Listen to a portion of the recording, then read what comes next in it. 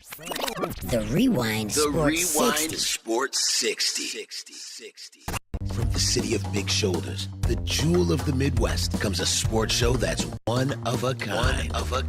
From iconic players to iconic stadiums to iconic teams, this is my kind of town. Chicago! And the Rewind Sports 60 is my kind of show. From Air Jordan to Sweetness to Papa Bear Hallis, this city works hard, but plays even harder. Danny Carlino and Jerry Riles bring you the Rewind Sports 60. Live. The Rewind Sports 60 starts now.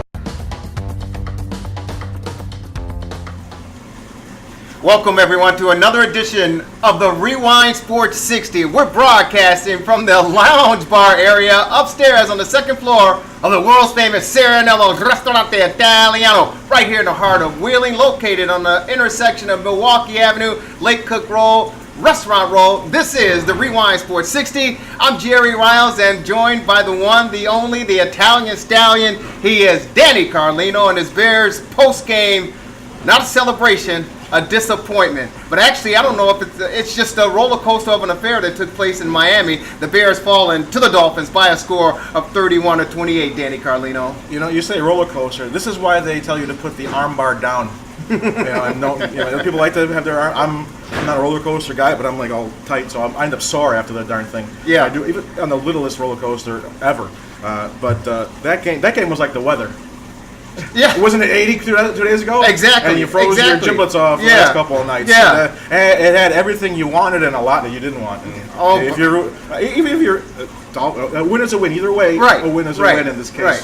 Whoever came out on top, but man, was it ugly. It was certainly ugly. Whether you, like you said, whether you're a Dolphin fan or a Bear fan or just a football fan, and especially if you're have some cheese on this game, I'm sure there's some people going crazy. Your cheese turned a bit? Cheese turned a little bit. The Dolphins beat the Bears by a final score of 31-28 on a Jason Sanders 47-yard field goal to win it in overtime down in Miami. And I got to tell you, I don't know, you talked about it as we were watching the game. The tale of the story is the fact that the Bears had one more turnover than the Miami Dolphins. And you know, when there are turnovers, just like in baseball, when there's errors, usually the other team has a better chance of winning. And this time the Bears fall to 3-2. The Dolphins improve to 4-2, 3-0 at home down in Miami. Well, you can't give extra outs in baseball. As you say, you pay for them typically, especially against better teams. Now we're in the playoffs. We know how that rolls. You can't negate your possessions, nor give the other team extra possessions. And this was actually a little bit more of negating possessions because the Bears had 2 turnovers. Not forget red zone, yard line, end zone, and then in the overtime, the Dolphins, Kenyon Drake, he's in the end zone. Unfortunately, the ball is laying on the goal line, and the Bears recover it and put themselves in a good position, are able to get a couple of big gains, stall, and then twinkle toes. I don't want to it wasn't an easy field goal, but it was not well taken. Well, the Bears had themselves in a great position, and you're right. Drake makes the fumble. Akeem Hicks, who we thought was going to be suspended for this game for his infraction against the officials 2 weeks ago at Soldier Field against Tampa Bay. We think that he's not going to play in the game. He plays in the game, gets a paw stuck up in there. The play was over. He was beat. But Yeah. Just the long arm of the law. And then Eddie Goldman falls on it to recover it, and Drake goes to the sideline, and he's probably in tears.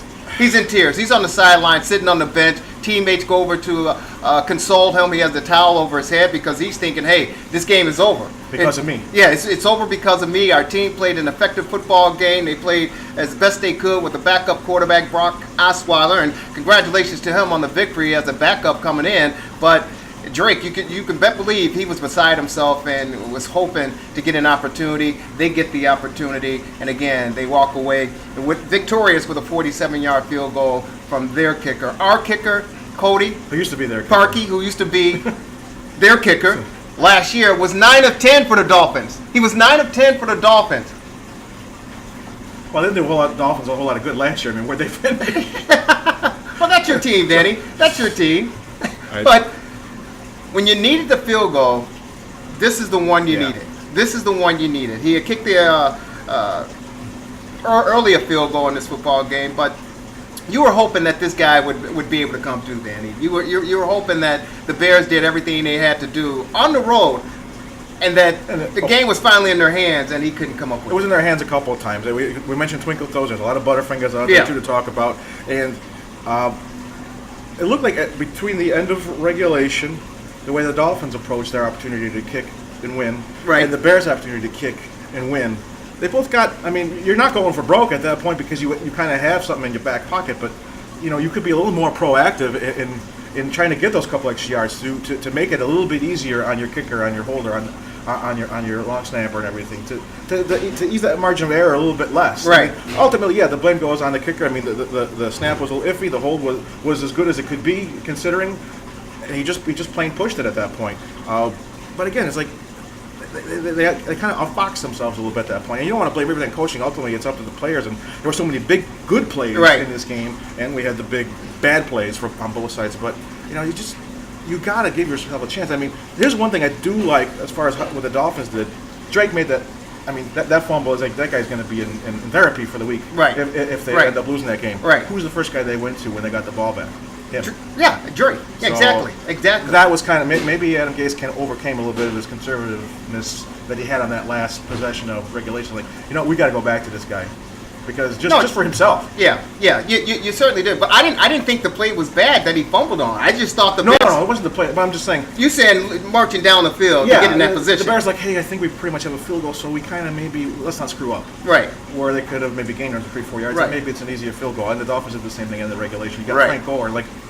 That's okay. Yeah. You got 90 whatever yards at that point. We don't need you. Yeah. Well, I think Matt Nagy and the coaching staff, they're thinking that this kid, of course, Parkey, played with the Dolphins last year. Yeah. He was 9-10 with them, so they're thinking he's back down home, so to speak, and he's in a great position. He should be able to nail this. They're thinking, let's get this win, get out of here, and go home. And I don't know. Obviously, it's tough, and this year has been real tough for kickers around the league. We know that there have already been a couple kickers that have been fired due to missing field goals early in this campaign. So we know that it's difficult for kickers. And of course, when you're being frozen out or whatever, or you got to sit and think about an extra couple seconds, it certainly gets to you. And I think that's what happened in that situation. And a little bit in this game, because the game was won and lost seemingly by both teams so many times. Right. It's like the weight is like, okay, now I have another chance. I have to do it because we failed the other 3 times. I got to pick up all my teammates because everyone else had a chance to really close this game out one way or the other, and we didn't. So now it's I really got to do it. And then at the overtime, like if I don't kick it now, we probably don't get the ball back. The Bears are concerned, and obviously the Dolphins. This is the last play of the game. It's either good or it's a tie, basically. And if you're Drake, you're on the sideline, and when we missed the field goal, you can believe he was ecstatic. He was the first guy on offense to grab his helmet and say, "Let's get back out there on the football field." He probably didn't breathe in the intervening few minutes. So if he could turn blue, he's like, get the man some oxygen because I think he needs a little help. Because he got a couple good decent runs on that last drive there that set up the field goal. And luckily, because it was a long field goal, the Dolphins got the ball, and they didn't need that much yardage. Where the Bears had to start. They got a touchback, luckily, because where the ball could have been easily the half-yard line. But exactly. They were fortunate that the ball was recovered in the end zone to get it out of there. But the Dolphins got the ball at about the 40. So that's right. Even for their they shortened the field. Second-string quarterback and relatively meager offense, they had a good enough running game, and their short passing game was very effective. I mean, Bears tackling was a little want in the open field, especially in a couple plays in this game, which allowed the Dolphins to score 2 quick scores. Yeah, exactly. You're talking about the Albert Wilson, a 75-yard touchdown pass, first play from scrimmage. After the Bears scored, Anthony Miller. That was a great play, 29-yard touchdown strike, 11 plays, 75 yards, 5 minutes and 51 seconds for the Bears. They go up 28-21. Then at the 3-minute mark, the wide receiver Albert Wilson, 75-yard TD strike, tying things up at 28. And that was poor tackling, open field tackling by the Chicago Bears. The 16-second scoring drive. Yeah, it was ridiculous. Dump it off and go. You're talking about the second-rated defense, basically, in the National Football League, especially with the run, and the open field tackling was just horrendous. They let this kid run 75 yards to tie this game right back up. That's kind of ridiculous. But as far as numbers are concerned, Drake, for the Miami Dolphins, 13 carries, 57 yards, 4.4 yards per average, 12 was the longest gain in this afternoon football game against the Chicago Bears. But he redeemed himself, so to speak, to keep that drive alive once the Bears missed that field goal. As far as Brock Osweiler, 28 of 44, 380 yards in passing, 8 of 6 average, 3 touchdowns, 2 INTs. Kyle Fuller stepped up to the plate today. He got beat on one play, I believe, but he came back and answered the call with 2 INTs for this Bear team. Incidentally, the 6th consecutive game that the Bears have an interception, I think, maybe dating back to a couple years ago. Didn't they have like 4 interceptions the whole season or something like that? Or well, last year they had turnovers or something like that. Last year, what did they have, like 7 or 8 interceptions for the entire season? Yeah, I mean that might happen an accident. You know? Yeah, but congratulations again to the 4-2 Miami Dolphins on their victory over the Chicago Bears. 31-28, the Bears fall to 3-2 in the NFC North, and I mean there are a lot of people. I don't know if you point fingers. I always, and you're right, Danny. We talked about it. We'll get to the numbers as far as the Bears are concerned. Mitchell Trubisky, with a tale of 2 halves. The first half, after coming off of 6 touchdown strikes against the Tampa Bay Buccaneers a couple weeks ago, you think this kid finally arrived, but the first half of this football game, you're like, oh, we're back to this old guy again. Yeah, we're back to this guy again. But I know the players have to go out there and execute, and I know they have to play smart. But football is what it is. It's a game of inches, and any mistake can cost you, and we saw that. But I think coaching obviously plays a very important role. And I know that Matt Nagy, the head coach in his first year with the Bears, scripts his plays. I think the first 15 plays of this game were scripted. But then once you get it scripted, and of course, coming off the bye week, you want to make sure your quarterback get into his rhythm. I just thought that Adam Gase and the Dolphins quarterback coaching staff outdid the Bears coaching staff. Without the week extra. Exactly. And rest. Yeah. Which is also important. That's the thing. When you're playing a game in 88 degrees and the humidity of South Florida, that was. I think at the end of the game, it kind of showed how despite the shade moving in, you played 2.5 hours with a lot of sun, and that was rough. Let me ask you this: now the Bears, we know that the injury report, and we'll try to get those numbers for you as well. They didn't. The Bears pretty much was healthy. They were healthy. Yeah. They were healthy. Do you agree with Nagy giving them the bye week, giving them the whole week off? That seems to be the way that they typically do it nowadays. Give them a vacation, and then we treat the second week as a regular preparation week. I can't fault that. Like I said, since pretty much everybody seems to do it that way now, I can't really fault that. I know the coaches. I don't think the coaches were taking any breaks because you can't afford to do that because you got to be extra prepared so that you can hit the ground running when the guys come back on Monday. Well, again, the Bears fall 31-28. Trubisky's number 22 of 31 for 316 yards, a 10.2 average, 3 touchdowns. 3 touchdowns for the young guy. The second half, he seemed to get his rhythm. He seemed to get a little bit into the flow of things. And, of course, the safety valve, the human joystick, or whatever you want to call him, Tariq Cohen, who incidentally had a fumble as well. But he helped Trubisky get into that rhythm as far as the offense is concerned, because there are a couple plays that Tariq had some open field plays dumped off, the pass dumped off to him. Remember the one he threw across, Trubisky threw across the field, across his body, and Tariq made some things. I think he almost scored on that play as well. But he created some created some good offense. He is a safety valve. He doesn't really need to. If he has 2 or 3 yards to work with, he doesn't need that many blockers. When like that play in particular, everything's going one way. He's sitting around by himself, and then good luck to you. Yeah, you finish writing the story here because with his legs and with his speed, he can do a lot of damage. He certainly can, but he's human and he's exactly. prone to making mistakes. And we saw the late fumble in the game by Tariq Cohen, which I was a little bit surprised. But you got to give credit to Keith Alonso for the Miami Dolphins who get the hand in there, calls the fumble. Boom! He recovered the first one at the goal line. He caused that game-saving second one.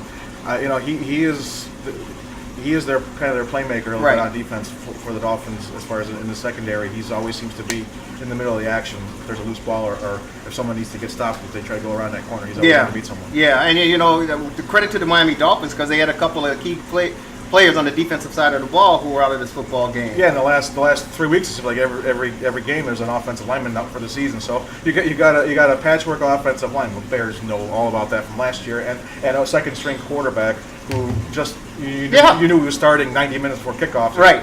Right. Just don't look too good when you have what the Bears have been doing on defense. And I thought he all did year. pretty well. Yeah. If you guys want to jump in, feel free to give us a call, 847-777-0140, 847-777-0140 on our TRS60 hotline. It's yours truly, Jerry Riles, along with the Italian Stallion, Danny Carlino, DC, broadcasting from the world's famous Serenello's Restaurante right here on the second floor of the lounge bar area. Keep it locked in. This is the Rewind Sports 60. Wheeling's Village President to join us. Pat Horcher is in the house, ladies and gentlemen. Got a lot in store. Keep it locked in. This is the Rewind Sports 60.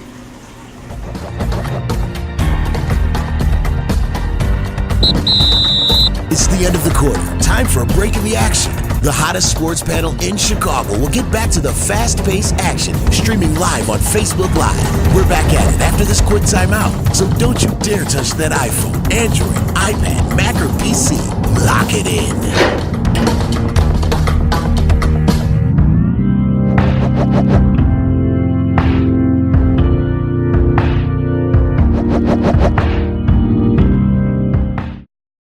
Welcome back to Rewind Sports 60, broadcasting from the world's famous Serenello's Restaurante Italiano. Yours truly, Jerry Riles, joined by the Italian Stallion himself, Danny Carlino. And of course, ladies and gentlemen, we have the honor and the privilege and the pleasure to be joined by Wheeling's finest, for sure.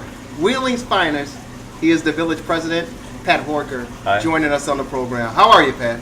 I'm good. It's good to be here. Get a little break in my day. Good to see you, brother. It's nice to be here. Good to see you. Nice to see you too. You know, it's interesting because I see you're getting comfortable for the winter weather now. As the temperatures plummet in the 30s and 40s, you got the beard going, and you're looking good. That's my winter foliage. It'll thicken up, and I do like the sort of Santa Claus appearance. So. You know what's interesting? At first, I thought you were looking to campaign or audition for a assistant coaching job with Lovie Smith in the Fighting Illini, because Lovie Smith is sporting the great beard as well. I'm tempted to. Lately, I have noticed some beautifully coiffed like beards, and it's. I've had this for most of my life at this age. I'm 55 now. Oh yeah, and but nowadays people are into this. You see these shaped and oiled and glistening, and it's almost at a point where I want to shave because. Oh really? Yeah, I was doing this before it was fashionable. Right, now and I think it really took off, and Danny Carlino helped me out with this. I think it took off maybe 2015, 2016 when the Cubs won the World Series, and Jake Arrieta, the star pitcher, started growing, and then all the Cub fans, the guys, maybe some of the girls too, but they started growing. Well, I know some relatives. But they're going to get me for that one. Hey, but that was funny though, because after they won, he's like shaved. He's like, who's that guy? LeBron James even he had the beard going. I'm not really I can't make it. See, I can't do it full. I have a brother who's got it. I'm not kidding. It's got to be like ZZ Top. Is that right? And I have another brother who cannot grow one. Yeah, it is a patchy. Yeah, that's me. Yeah. That's me. I try, and they told me when I was younger. They say, hey, if you continue to shave, it's going to grow out more and thicker. And it didn't work for me, so. You're shaving every day. Come on. It's not working. Yeah. So there's a lot going on in Wheeling. Just to refresh our listeners and their memories as far as the community is concerned, you are the village president, and you ran back in 2017. Got elected in April. Got sworn in May. Yeah. And it was a pretty interesting race. Dean Argyris, who was the current village president at the time, and of course Mike Kurgan, and yourself were the three on the ballot. And some people believed and thought that there was a change in need as far as the direction of Wheeling was heading into. There was some controversy surrounding Dean. People followed the newspaper and some of the stories that unfolded during the campaigning and the elections, and there were just folks just looking for a change, looking for a difference. I was in the right place at the right time, I guess. Okay. It wasn't my first run. Right. It was my fourth. About halfway through the campaign, I was like, how long have I been doing this? Because it seems like about 100 years. But yeah, it was actually my fourth run to do it. And, So what was the difference between the first three and this last one? Was it the controversy? Won. Congratulations, dude. Congratulations. Sorry, that was. Hey, you know what? It's like Susan Lucci with all my children. How many times was she up for? Yeah, but see, she's only getting an award. If you win, you got to do a job now. Yeah. Not just give a speech. So after about 6 months, I was like, I worked to get here. I started telling myself, yeah. Yeah. I started questioning. But what was the difference? What was the difference between the first three and this one? Wasn't some of the controversy that was surrounding what was going on? There was a lot of controversy around the incumbent, and the two of us actually got together after one of there were a few events where we would come and speak, and the two of us actually crossed paths after the event, and we were just saying, could we get one of these things where we talked about issues? Because as much as you might try to structure an event like where it's sports radio and you guys are going to talk sports, well, politics tends to go the way the public is asking. Right. And there are sometimes you want to give the public what they ask for. Mm-hmm. There's things they're interested in, but in government, the public has gotten more and more into issues that are not government. The public has become very interested in issues that are not government. Like in Wheeling, the government manages, it's police, fire, it's the water in and out of your house. These are relevant. This is what the village does. We have a budget hearings going to be coming up in a couple of weeks. I've got a budget document I'm supposed to go through, and I do.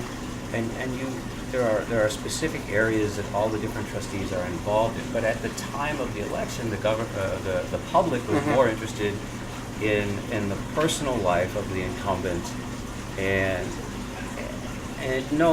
there's no denying it benefited me. But the public should be aware of the job that's being done as well.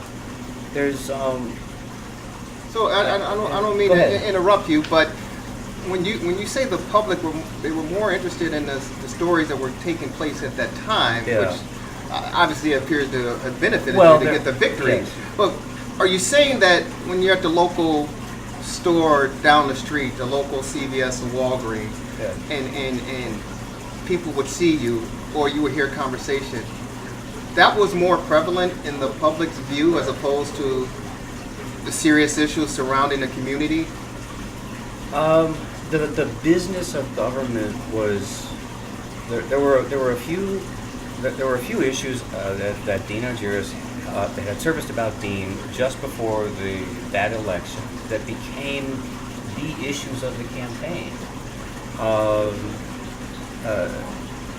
and issues like the Capital Equipment Replacement Fund or SERF were an issue I was concerned about, and it's not snappy. It's not interesting.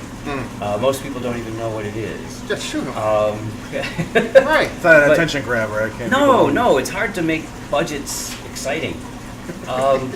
But that's actually the meat of what gets done. And how do we extend the life of our fleet? Not really thrilling. But if you can say, this guy did something wrong, that's snappy. I mean, people want a juicy story. It's not. Sure. But it's not. It's hard. It's not hard to productive. get away from. It's interesting, but is it going to make the village? Right. It's better? not productive. Yeah. And unfortunately, I don't want to spend a lot of time on it, but the stories made the front page of the Daily Herald. Yes. And for at least people are going after me right now too. So it's the way it goes. Okay, it is the way it goes. Yeah. And when you're a public figure, or if Right. you're in public life, regardless if it's a big metropolis like Chicago, New York, whatever, even in a small village of Wheeling, where people can find me. Yeah, You can exactly. walk up, Exactly. You're going to be under scrutiny because there are people that's gonna. And I tell you, it's the same with broadcast, the industry, and it's a good thing because you always want things to move. Right. So you want half the people to love you and half the people to hate you. Well, 51% to love. Okay, well, 51%. 50.1 is really what I need. There you go. Because in the business, in what we do here, broadcast, over time, that 49% that think you're a bum and a jerk or whatever, they're going to start to come around and say, you know what? That guy's not that bad Or of at a least guy. they still watch it because they hate you. Right. I was Yeah. going to say, but will they? Because I know people who used to watch Rush Limbaugh all the time because they hated it, and I would be sitting there going, "Why? Well, Did you hear what he said?" No. Well, I remember the movie about Howard Stern, and they said so many people, his fans, listen for this long. right. Why? Because they want to hear what they say next. And they said the people who hate him listen for this long, which was even longer. Yeah. The most common reason. They want to hear what he's going to say next. Yeah. Exactly. Yeah, Exactly. But Yeah. you said that. When you I joke with people. So when you get elected, there's a swearing-in ceremony. You stand there. You're going to do the best you can. You're going to uphold the Constitution of the United States, the state, the county, the village. But they don't see the secret ceremony where you get the bullseye tattooed right on your bottom. No, they said to swear in. There are people swearing. Well, they swear you in one day, Yeah. they swear at They're you the next swearing. day. Yeah. They're swearing. The day I was my very first meeting, I was sworn in. We had a little cake and coffee. We come back, and one of the very first people to speak at my very first meeting was basically taking shots at me. And the village manager leans over and he's like, this isn't relative to village business. I'm like, well, it is kind of relative because, she's talking about me. I'm the village president. And we were having this discussion, and the lady gets a little upset. She's like, she said something like, and this was the May 1st meeting in 2017 because I thought it went really good. Okay. So she said something like, if you have something important to discuss, I can wait until you're done and I can start over. And I said, well, as a matter of fact, I was defending your right to speak. And then she was like, oh. So go on. A little disarming there. But, but it's fair. But I really strongly believe in that. So there have been a lot of times. There have been a lot of times over the course of the last year and a half, where I know other village presidents would have shut people down. But I really believe strongly. Now I have shut people down as well. But I believe very strongly that First Amendment, that's important. People have to be able to address their government. That's what it's about. Ultimately, they're paying the bills. Right. Yeah. Whatever those bills are, however much minutia may be involved, they're putting the bill. Right. And if they can make it relevant to village business, okay, you've got 5 minutes. Yeah, and there's at the old Tribune building downtown, and we're on with Wheeling Village President Pat Horcher joining us on the Rewind Sports 60. It's a saying, and I'm paraphrasing, but it's I may not agree with what you say, but I'll fight to the death for your right to say it. What was the Duck Dynasty thing where the old minister said something about homosexuals, and then somebody wanted to shut down the show. Did I just step over a line? No, of course not. No, this is our motto is real sports, real talk, just plain real. But then all of a sudden there was a group of people who were like, you can't shut him down just for what he said. Right. And there was an epic. I don't know. There was I remember this news clip about basically the old guy and one of the representatives of the gay community saying, no, you can't just shut him down because you don't like what he's saying. Right. And I believe that. It's true. It's very important. I believe it too, and that's again why we say real sports, real talk, just plain real, because there are some things that we discuss on this show that personally I don't agree with, or I may be a little bit uncomfortable with, but to me it's doing a disservice to your fan base, your audience, and to the public. Yeah. Because I don't agree with it or support it doesn't mean that it shouldn't be said and talked about. You're gonna say, okay, this issue's out here, but we need to stay way around it. We got to be careful. No, and many times, for us when we get into those discussions, it's sometimes the better part of the show because it brings out a lot of passion, a lot of meat, and a lot of education and knowledge for our viewers and our audience. We're going to take a short time out, and I want to get back to you mentioned people are now taking shots at you. Yeah, it's time. They want me recalled. Oh, that drill. We'll certainly get a chance to year talk. and a half? Jeez. Yeah. Pat Horcher, the Wheeling Village President, joining us, along with Danny Carlino, the Italian stallion. Yours truly, Jerry Riles.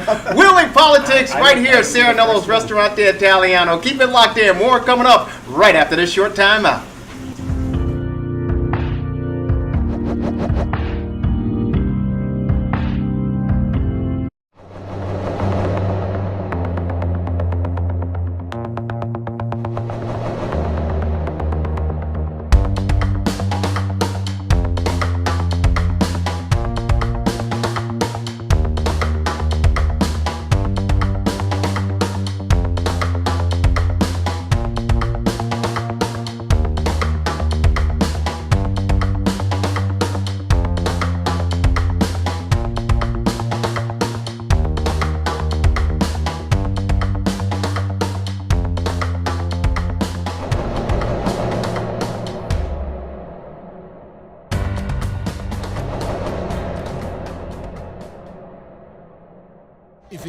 Chicago sports you want, you're in the right place. Hello, Chicago! The Rewind Sports 60. That's the best in the city of Chicago. Welcome back to Rewind Sports 60 with broadcast. I love this place. I love saying it. The world's famous Serenello's Ristorante Italiano, right here in the heart of Wheeling, located right here on Milwaukee Avenue, Restaurant Row.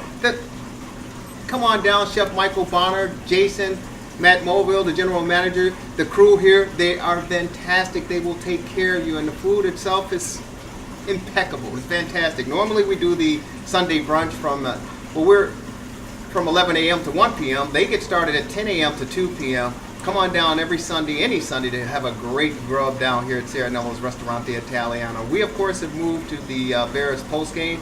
You're just joining us for the broadcast. The Bears fall in overtime to the Miami Dolphins by a final score of 31-28, dropping to 3-2 in the NFC North. Miami Dolphins improved. Danny Carlino.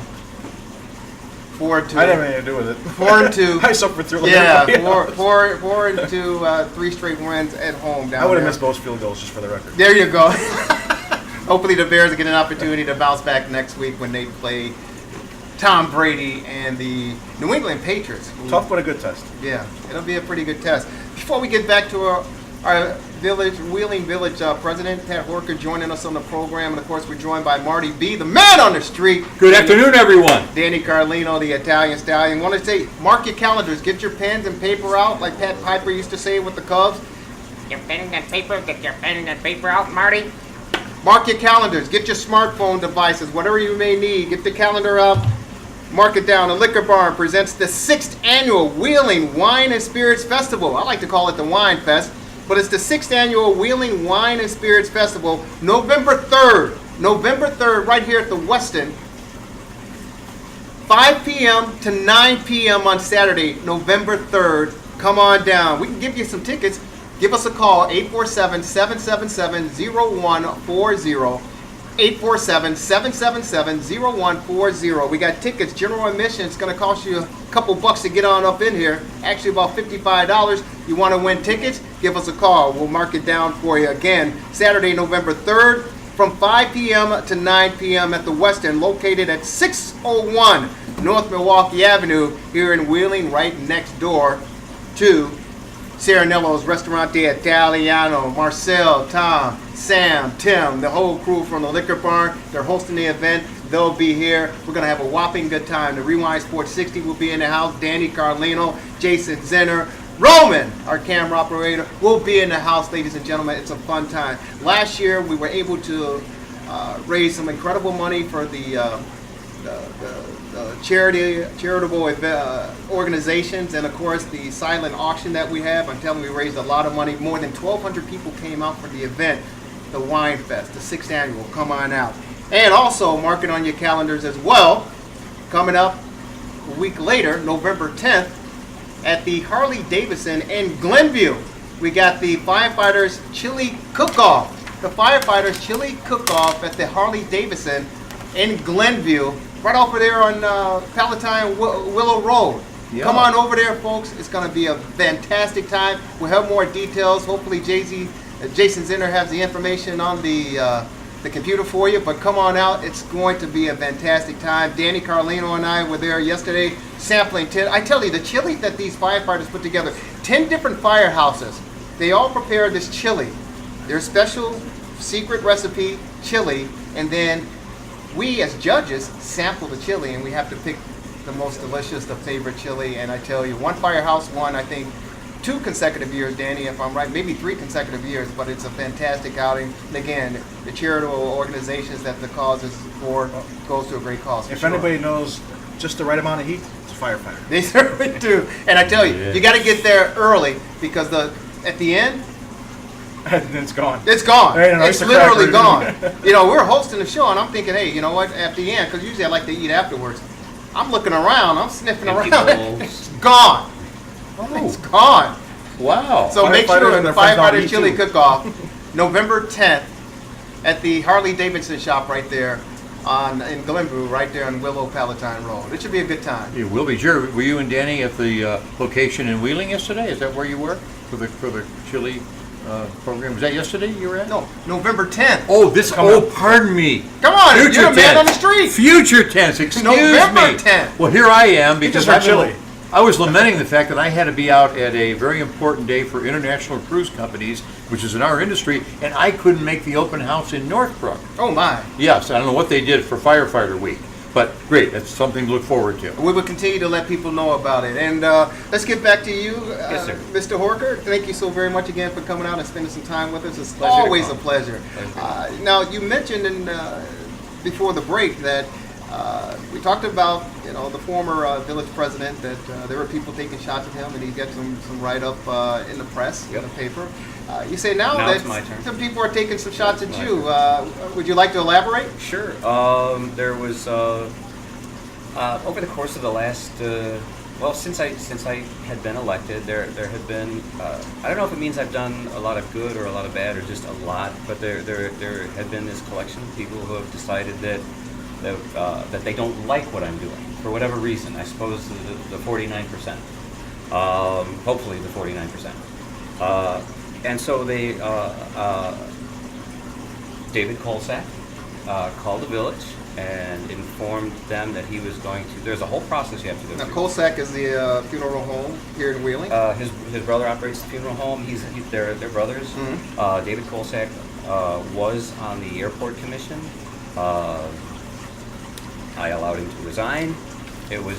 I thought it was just a simple matter. He called me back about a week later and offered me the same courtesy that I could resign. Really? How nice of him. Yes, it was. I thought it was very polite of him. He informed me that he was going to file for a recall, and he cited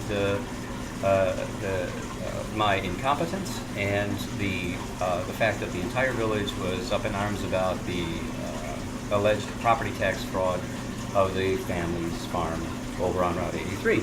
And I asked if he'd read the documents that are being presented to support the allegation. And he explained to me that this is politics, the facts don't matter. Seems more and more every day. Look at what they did to my predecessor. And at that point, I kind of realized, well, I don't see any point in continuing the conversation. So I thanked him for giving me the offer and declined the resignation. And so then they filed the papers to start the recall process. It's a very formal process. It's all structured. They had to collect a third of the number of signatures that got me elected over a set period of time. The time limit is up tomorrow at the end of the business day. So, So that's Monday the 15th. Monday the 15th, Okay. yes. Now, Okay. according to the journal Topics, they have already realized it was a nice article in the journal Topics this last Thursday. It might still be available. They said that they were not able to get enough signatures and that they weren't going to file, but the fact of the matter is they can still file the signatures through the end of the business day tomorrow. Mhm. So I'll wait till then to celebrate. But they cited a lack of interest from the elected officials and the other taxing bodies, and I was thinking to myself, that's why they couldn't get the signatures, Mhm. and I was like, well, maybe that means something. Right. If you're the only one that wants you out, then maybe right. And maybe you're welcome to maybe you're in the express that. 49% and Yeah. not the 51%, and maybe you should rethink your position. Exactly. But it was there. It's certainly it's an option for the public. And we were talking earlier about the right to freedom of speech. And I had a newspaper guy ask, do you think this is an insult to democracy? And I was like, it's not really an insult to democracy. I mean, basically, the public is going to be given a second opportunity to vote on me. It's certainly not something that I would have chosen, because basically it would mean I'm going to run another campaign in a few months, next April. Mm-hmm. And the reporter asked, well, do you think you'll run again in 2021? And I said, did you hear the part where I just said I think I might have to run again in a few months? Let's get through that. Right, let's get to the weekend. Yeah.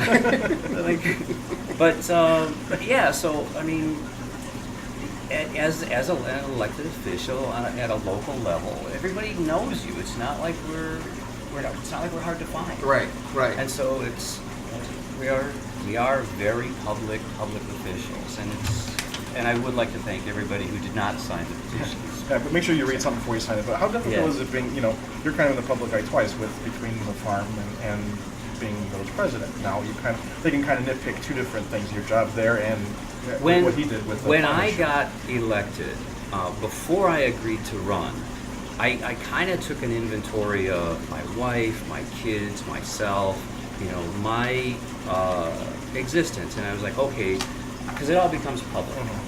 And I thought I was good, but what struck me off guard with the recall was basically they're coming after a branch of the family, and there are people using different logic and sort of Venn diagram-ish associations as to why this is me. And maybe it was my own short-sightedness that I didn't realize I would have to worry about, what's going on in my entire extended family. I didn't realize I was going to be held accountable for, my brothers and fathers. But on the upside, there is a cool side to this. One of the main documents that is being used as evidence against me are these agricultural exemption forms, and there's and at first I thought that the woman who's like spearheading this effort didn't honestly know what she had in her hands. I thought she hadn't read it thoroughly. I thought, well, maybe she wasn't aware of all the facts. This is not exciting, by the way. No, this is like about as exciting as a budget. Well, no, it actually is, because I've been living in Wheeling for more than 20-something years, and I've seen the growth and the expansion. And let's get to this airport conversation. I'll tie shortly. this up quick. Yeah, but it is important because the citizens, they need to know. They do, and I'm glad to have this opportunity. So I'll make it. I'll go a little quicker. So basically, part of the problem is that the farm is made up of 7 different parcels. And that's not something you know unless you go to the assessor's website and you see, there's 7 different parcels that make up the farm. Well, on the agricultural exemption form, it says, it asks for a bunch of information, and on the last page it asks for, list the parcels that are agricultural, and there's a column, and you just list the pins. And then it asks for total acres, and then it asks for acres farmed, and then it asks for non-agriculture acres not farmed. Okay. It's right there. Right. And so the alleged fraud is that we are saying that the farm is all agricultural, and the people say this, that we're saying that the whole farm is agricultural. That's the allegation. The problem is when you have a person standing up there and saying there are 7 parcels on the farm, and the paper they are holding only lists 5 to begin with. Okay, so there's 2 that are not listed as agricultural, because there's a cell tower on one, and there's my father's house on the other. He doesn't list them, but they are on the whole farm. And then, on the remaining 5 parcels, there is anywhere between 8 and 10 acres also listed as not agricultural.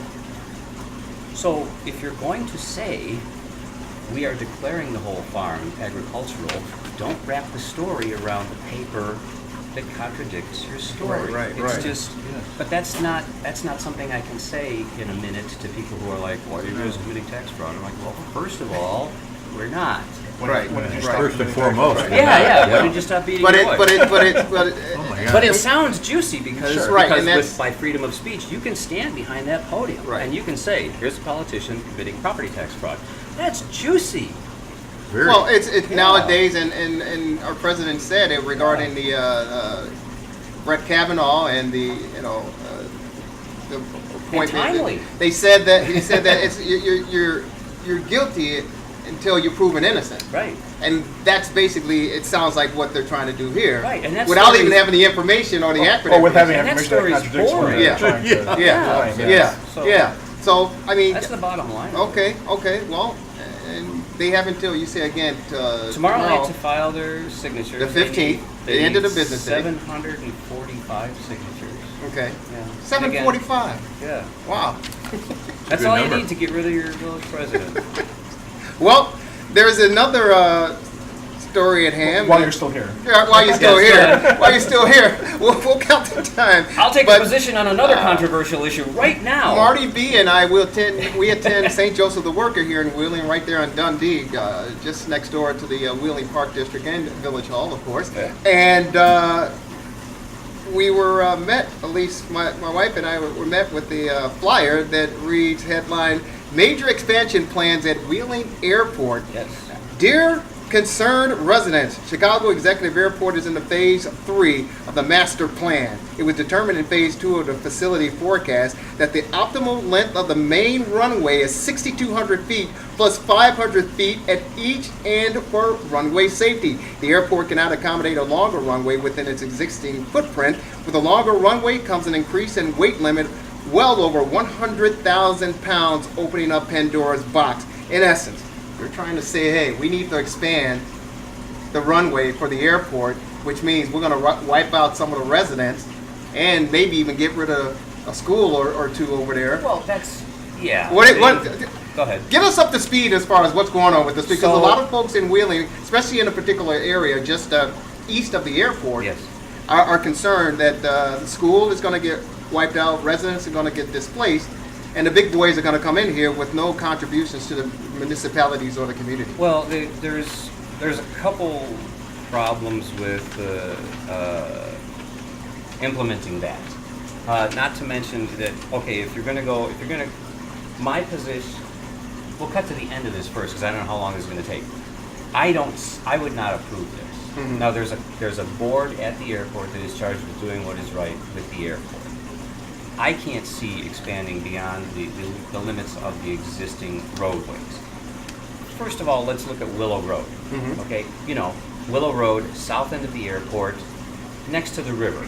Right. Okay, next to the river that constantly floods. Mhm. If you want to, you're smiling. If you want to extend the runway south, aside from having to get rid of the apartments and the industry at the south side of the airport, you also have to bury Willow Road. Exactly.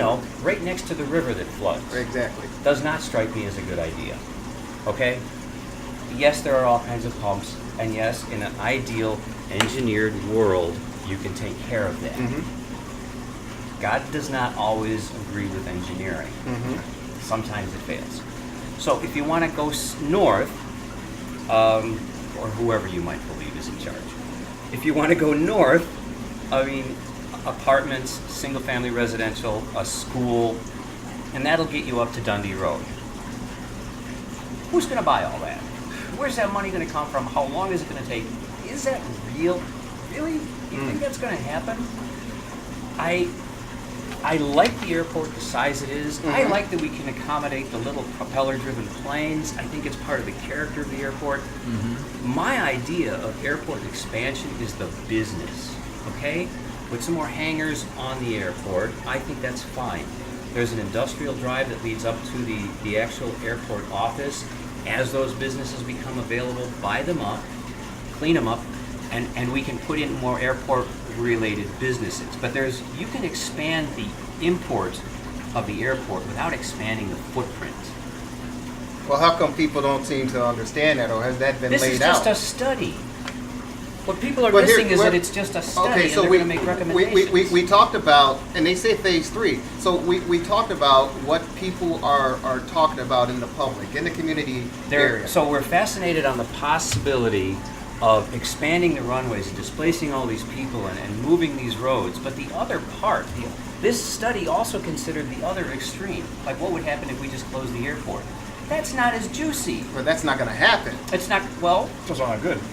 right. Well, it's not as juicy. It's not going to happen, but so it's just as likely to happen as, in my mind, it's But, just as likely but to happen residents here in Wheeling believe that this is going to happen because, again, they're calling it phase 3. So, Sounds like it's of already this already study. started. so right, and Yeah. so it's already in plan. It's just a matter of No. similar. Now, this is Okay, the go thought ahead. process of the residents, Okay. and we can talk about Chicago. What happened with Meigs Field when the old Mayor Daley, boy. Yeah, but when I they can't- stuck in the middle I of the can't night. plow access But in but, runway. but that's true. But the residents here in their minds, or even our minds, Yeah. believe that it's just a matter of time. You got to cut through the bureaucracy and the red Right. tape or whatever, but it's just a matter of time before this expansion happens. So Because this what- has been discussed for at least Yeah, Who exactly, cares? exactly. So what you need to do is, there's an election coming up next April. Go ask every one of the candidates, how do you feel about this? And don't listen to, well, that's a difficult subject, that's a long story. No, say, would you agree with this question? Would you agree with expanding the runway beyond the roads that border it right now? And just get a yes or no. And if that's the important issue for you, find the candidates that support your position. That's what an election is about, okay? I mean, Right. there's more than one issue. Of course. But if this is your important issue, Of course. find the candidate, ask them the question. Yeah. Prioritize and get informed. Right. But you say, hey, as long as it's That's- under your watch, it ain't happening. I would not agree with it. I would have to make sure that my commissioners on the airport understood my position. Well, at this point, I would hope somebody understands it, because I've been saying it long enough. But no, I would not agree with expanding beyond the existing roads. I don't think it makes sense. Marty, you have anything to offer? Well, just I went to the airport meeting a year or two ago. They had Okay. over one of the hangars. Okay. It was announced, and yeah, a lot of mixed opinions on this whole situation. But I honestly feel that at some point in time, this is going to happen. I mean, that's the word on the street. Many people are they're nervous. Call People your are local upset. elected official. We're not hard to find. No, I get it. But I mean, you know how we are as humans. We're creatures of habit, and we want to bark. And that's why it's so important to get out and vote. Excuse me, Exactly. Jerry. No, you're then you have absolutely a right. say. You're absolutely If right. you don't vote, you've got no say. You're absolutely right. Not even opinion. What else is there? What else is going That on? you'd like to share with the audience? There's so much really great stuff going on in the town. Just this last year, we had two over 100,000 square foot buildings, industrial buildings built on spec. People owned the property, or in one case people owned the property, in another case people bought the property. They built buildings of over 100,000 square feet without an end user in mind, without tax dollars. Yeah. Where is this? North end of Northgate Parkway, there's a great big brand new shiny new building that was sold right at the time it was finished to another guy who the last I heard, had 3 people vying to rent it. Oh, really? There's another one on Chaddock off of Hintz, just south of Hintz. 100,000 square foot plus. It was an old trucking depot, and it's now a great big industrial building.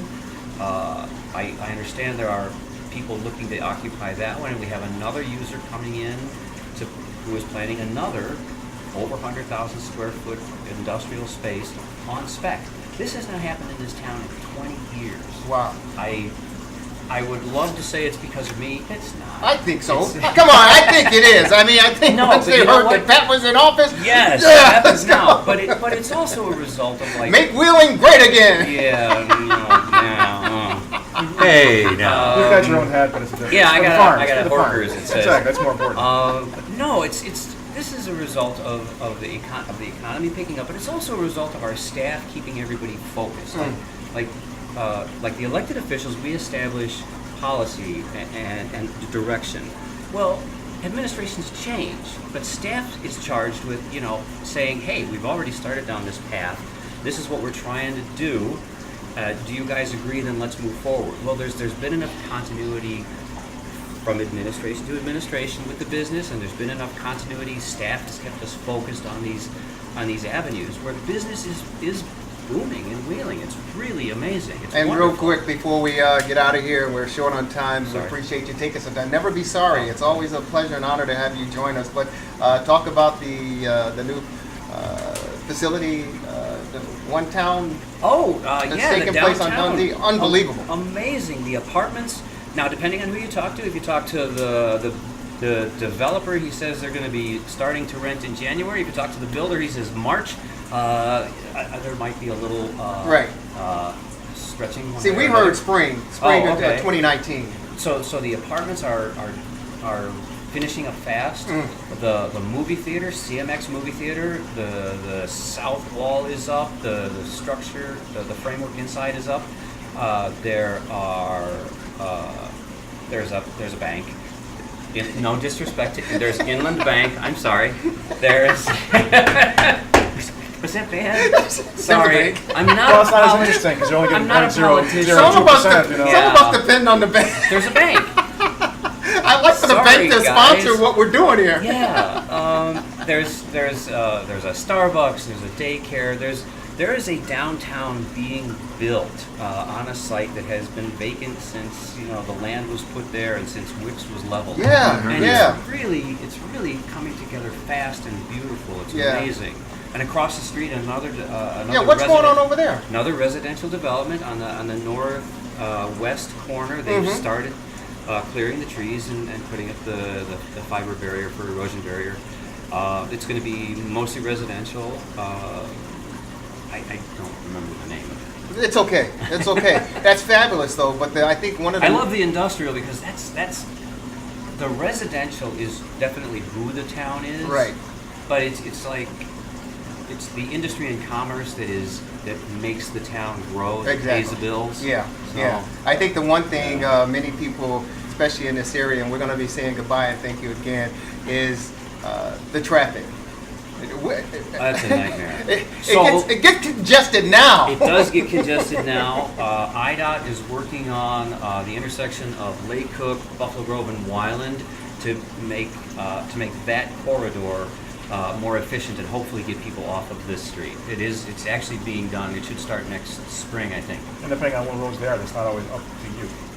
Oh, we have the only roads we villages. actually have any control over are the little interior streets. If it's got a state number on it, it's not us. Yeah, You're yeah, complaining yeah. like anyone else. Yeah, we'll sit in the traffic and wait and know that somebody's going to call saying, Yeah. "Can't you do anything about this?" I was stuck And in I'll be traffic, sitting there but- going, "Yeah, I'm behind you. I see you on the phone." Put your phone down. It's against the law. Yeah. Hey, well, Pat, thank you Hands-free. so very much for coming on out. It's always a Thank you. pleasure. And, Good to see you. of Good to course, see you. I Pat, can't you're say a marvelous ambassador for I Wheeling. can't say don't Thank be a you. stranger because you haven't been a stranger, and I appreciate you being open and honest and candid with our viewers. The Park District won an award for this. You should get the Park District up here. They won recognition because of that partnership. Did they? Yes, they did. You could call them. They would be proud. Oh, I know. I do business with Jennifer Sweeney and Juan Acevedo. But Jan Buke's over at the Park District. Jan Buke. Yeah. I She'd be- will talk to her. She would probably be love to come. Oh, she will definitely come for sure. Okay. Thank you so much. We appreciate it. problem. Marty B, we're short on time. JC's giving it what? Is it So real quick? real quick, because next week's too late. Real quick. Okay, first of all, I still want to mention a film, a very interesting one, being shown at the Glenview Public Library this coming Friday, October 19th. First Reformed. A priest of a small congregation in upstate New York grapples with mounting despair brought on by tragedy, worldly concerns, and a tormented past. This week, it's shown at 2 and 6:30. Check out the Glenview Library. One other thing, ladies and gentlemen, because next week would probably be too late. A week from Tuesday, I plan on taking some time away from business to attend a very interesting lecture at the North Shore Senior Center. Senior Fellow at the Federation of American Scientists and a leading source of pragmatic anti-Duke arguments, Mr. Ward Wilson will be speaking to us on a realistic case for eliminating nuclear weapons. Pizza and soft drinks will be served. He's the man, Marty B, the man on the street. Danny Carlino, the Italian stallion. Wheeling Village President Pat Horcher, and yours truly, Jerry Riles. Thanks to Jason Zinner, our technical director, Roman, our camera operator, and thank you again for taking time out to be a part of what we're discussing. Bears post game, they fall 31-28 to the Miami Dolphins. Guys, have a great week. We'll see you next time right here from Sierra Neville's Restaurant Italiano. Take care, everybody. Have a blessed week.